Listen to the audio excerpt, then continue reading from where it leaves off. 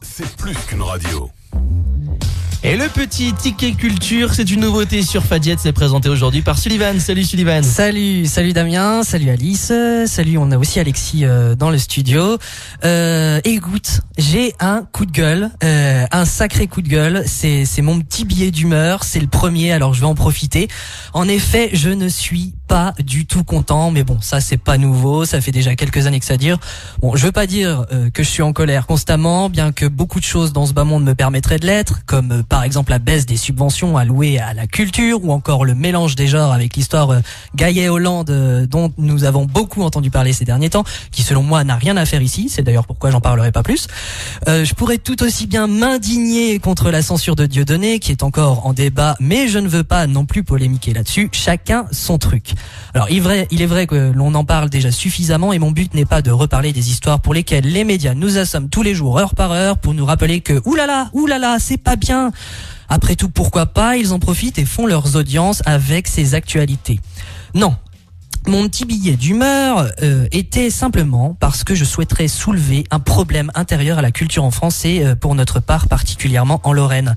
Nous sommes en pénurie en Lorraine, et vous allez me dire, mais de quoi sommes-nous en pénurie ? De quoi sommes-nous en pénurie ? Exactement, de cigarettes. Non, ça c'est à Paris, c'est le cas, c'est vrai, mais on s'éloigne un peu du sujet là. Donc restons dans la culture.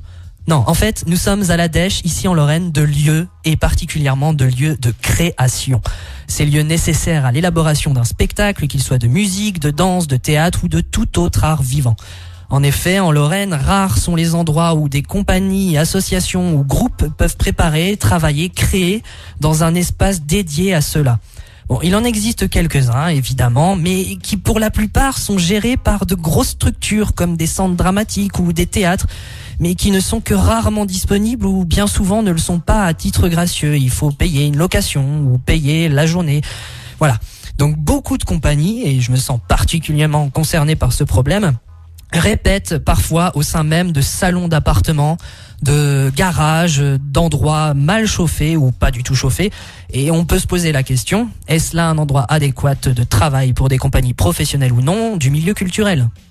Eh bien, non. Évidemment non. Évidemment. Alors je vous le demande, à quand de nouveaux lieux de création ouverts à tous gratuitement en Lorraine ? Quand on sait qu'en 2013, la culture a rapporté à l'État plus d'argent que l'industrie automobile, c'est véridique. Et je terminerai là-dessus, nous sommes en droit de nous demander mais pourquoi l'État n'aide pas plus la culture à se développer ? Sur ce bon week-end, et j'ai envie de vous dire Vox Juvenis, la voix aux jeunes.